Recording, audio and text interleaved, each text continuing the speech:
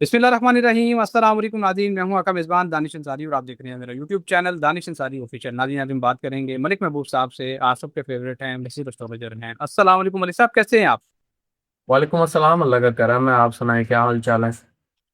अल्हम्दुलिल्लाह मलिक साहब, मैं भी ठीक हूँ। मलिक साहब, एक प्रेडिक्शन आप करते हैं एस्ट्रोलॉजी को मद्देनजर रख के, और एक प्रेडिक्शन जो है वो शुमाली कोरिया यानी कि नॉर्थ कोरिया के प्रेसिडेंट किम जोंग ने की है। उन्होंने कहा है कि अमेरिका ने जो नई पॉलिसी मुतारिफ कराई है दुनिया में, और ये दुनिया के तमाम ममालिक के साथ अपने मामला खराब कर रहा है, इससे सारी दुनिया में जो एटॉमिक रेस है वो दोबारा से पैदा हो सकती है, जन्म ले सकती है। आप क्या देख रहे हैं, क्या वाकई दुनिया के और ममालिक भी अब ईरान के साथ जो हुआ है, जो वेनेजुएला के साथ हुआ है, इन चीज़ों को मद्देनजर रखते हुए एटॉमिक पावर हासिल करने की कोशिश करेंगी, या इस दौड़ जो ये दौड़ इतने अरसे पहले खत्म हो चुकी थी 20-25 साल पहले, क्या वो दोबारा शुरू होने वाली है?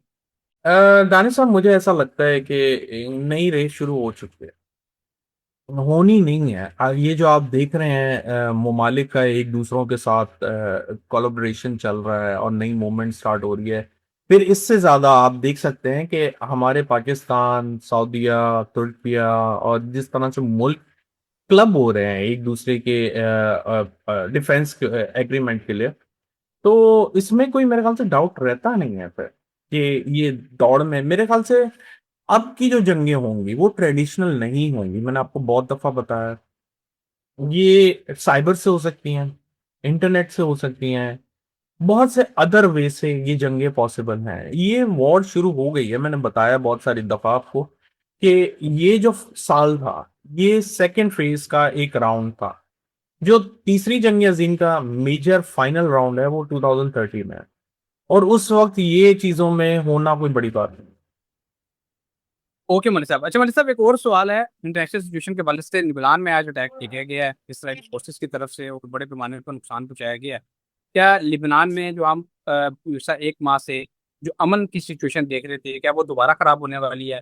क्या यहाँ से दोबारा आगाज होगा लिबनान में एक नई जंग का? देखिए, नई जंग मैं अभी आपको स्टार्टिंग ऑफ इस प्रोग्राम के स्टार्ट में ही बता चुका हूं कि नई जंग का आगाज हुआ है और ये टाइम बहुत क्रिटिकल है। कोई नए मसाइल, खुदा ना खास्ता कोई नई ऐसी एकदम से एक्टिविटी आपको देखने में आ जाए जिसमें आप बड़े हैरान और परेशान हो कि हमने ये सोचा नहीं था। ये टाइम चल रहा है, तो मेरे लिए सरप्राइजिंग नहीं है खुदा ना खास्ता कोई मेजर हमला हो जाए ईरान और अमेरिका या इसराइल के बीच में, दो तीन और मुमालिकों का शामिल हो जाना, ये सब चीज एक्टिविटी बहुत क्लियर नजर आ रही है।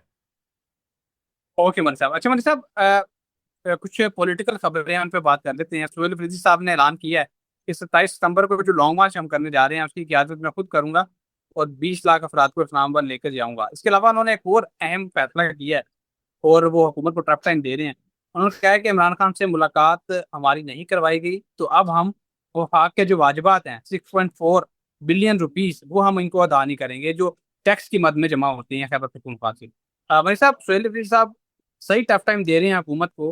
क्या अब वाकई कोई सीरियस इकदाम उठाने का वक्त आ गया है? क्या ऐसा सिनेरियो आपको दिखाई दे रहा है सितारों की सूरत में, फल्कियाती मामला की सूरत में?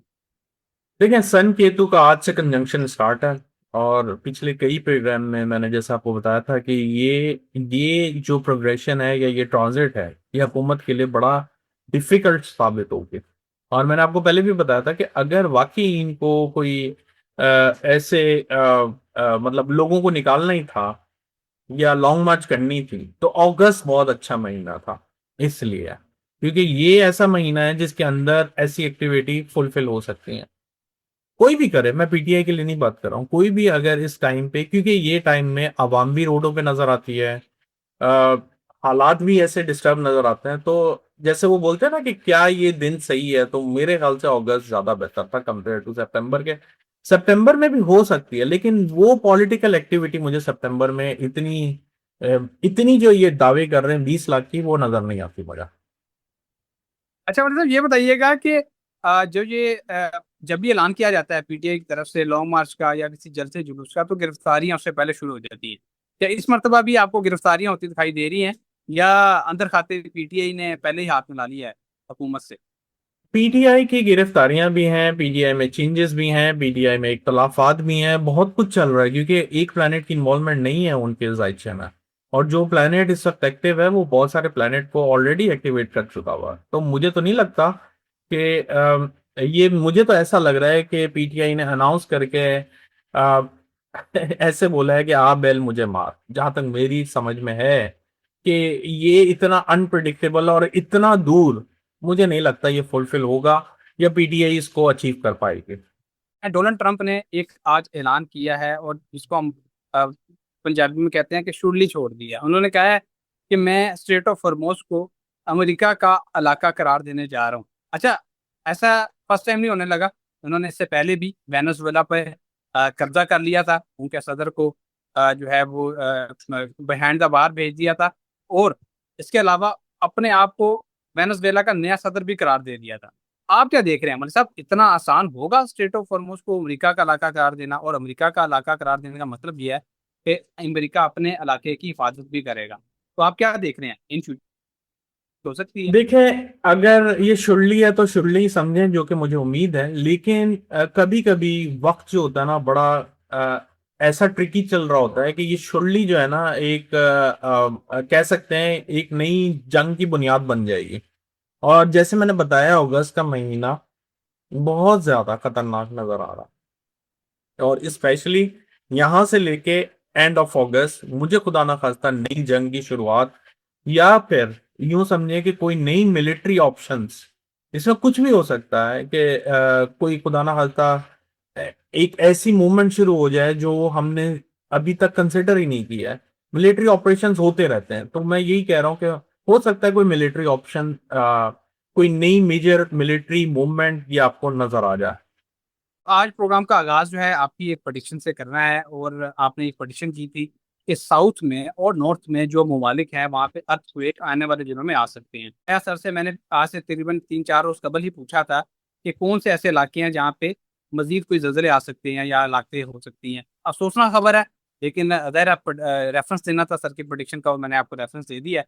हुआ यह है कि इंडोनेशिया में 7.8 मैग्नीट्यूड का अर्थक्वेक आया है, और उसके नतीजे में 80 लोग जो हैं जाँ बहक हो चुके हैं। और इसके अलावा बताया जा रहा है सैकड़ों लोग जो हैं वो बड़ी बड़ी बुलंदों बाला इमारतें जो जमीन बोस हो चुकी हैं उनके नीचे दबे हुए हैं। सर, इंडोनेशिया भी साउथ ईस्ट एशिया में आता है, साउथ का इलाका है। इसके अलावा खुदा ना खास्ता वो कौन से ऐसे इलाके हैं जहाँ नॉर्थ का बिल्कुल आपने बताया था हजरत, क्या कोई ऐसा मुल्क आप निशानदेही कर सकते हैं जहाँ पे आप देख रहे हो कि हाँ ये इस वाले से वनरेबल है? और इंडोनेशिया जो है वो एक मुस्लिम मुल्क है, और यहाँ पे अर्थक्वेक बहुत कम देखने को मिलता है कि अर्थक्वेक आए, लेकिन अब आ गया है। आप क्या देख रहे हैं, इसके कोई आफ्टर शॉक्स भी यहाँ पे आ सकते हैं आइंदा आने वाले दिनों में? एस्ट्रोलॉजी की आप क्या देख रहे हैं? लेकिन दानिश भाई, ये आइडेंटिफाई करना एग्जैक्टली कि कौन सा मुल्क खुदा ना खास्ता इसकी गर्दिश में आ सकता है या ऐसे हलाकतें हो सकती हैं, बड़ा मुश्किल है। उसकी वजह ये है, मैंने आपको बहुत दफा बताया है। लेकिन तुक्का मारने को तो मैं मार सकता हूँ, ये भी हो सकता है, ये भी हो सकता है, लेकिन वो रीडिंग नहीं होती। रीडिंग वो होती है जो आपने वाकई उस पर काम किया हो और आप उसके बारे में सही बता पा रहे हो अपनी नॉलेज से। अब वो गलत सही अल्लाह ताला के हाथ में है, हमारे हाथ में नहीं है। मैंने बहुत दफा बताया है, ये 60 to 70% एक्यूरेट होता है। इससे ज्यादा एक्यूरेसी कोई जो दावा कर रहा है, वो फिर आप उन्हीं से बात करें कि वो किस बेसिस पे कर रहा है। एस्ट्रोलॉजी इससे ज्यादा नहीं बता सकती है। अब जहां तक बात रही इंडोनेशिया की, अनफॉर्चुनेटली मैं साउथ और नॉर्थ की डायरेक्शन इसलिए बता सकता हूँ क्योंकि हर मुल्क का डिपेंड करता है उसका चार्ट। ठीक है, उसके बाद उसके प्रेसिडेंट, गवर्नमेंट जो भी उसको रूल कर रही है, उसके चार्ट के ऊपर। तो ये चीजें ढूंढना, और माशाल्लाह से दुनिया में बहुत मुल्क हैं, बहुत मुल्क हैं, इनको आइडेंटिफाई करना एक चैलेंजिंग काम है।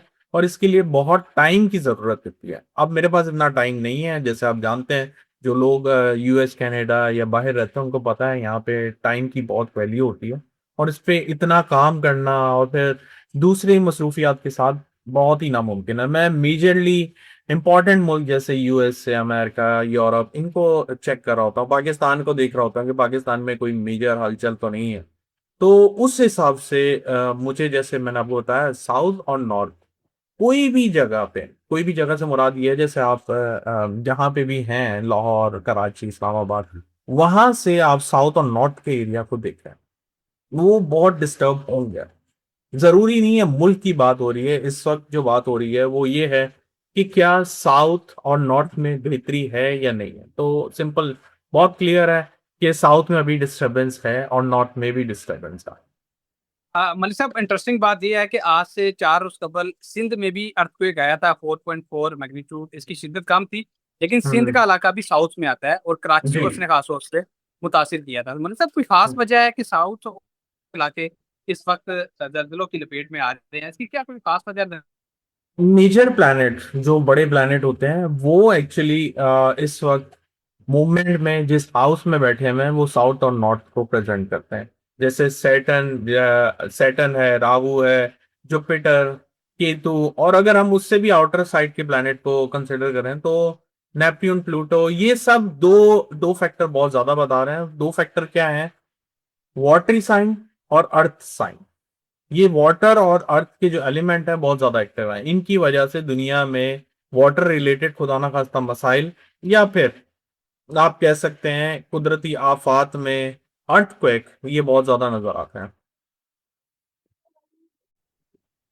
ओके मलिक साहब, बहुत शुक्रिया, आपने अपने कीमती वक्त में से कुछ वक्त निकाला, इतनी ज़बरदस्त प्रोडिक्शंस मालूमात हमारे साथ शेयर की। नाज़रीन, आपको भी शुक्रिया, कमेंट्स करते हैं, फीडबैक देते हैं, अपने सवाल पूछते हैं, वो आपके सवाल को प्रोग्राम में भी ऐड करते हैं। इंशाल्लाह नेक्स्ट प्रोग्राम में ऐसी दिलचस्प टॉपिक है दोबारा पेश होंगे। अगली वीडियो तक के लिए मुझे और मलिक महबूब साहब को इजाज़त दीजिए।